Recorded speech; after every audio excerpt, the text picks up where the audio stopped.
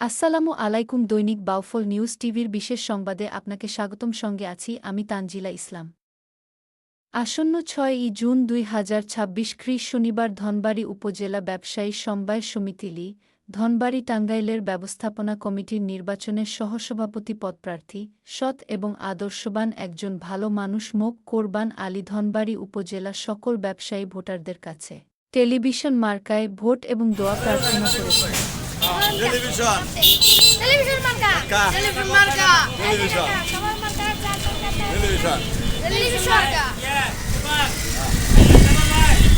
এই যে টেলার ভাই একটা টেলিভিশন ধনবাড়ী মার্কা টেলিভিশন টেলিভিশন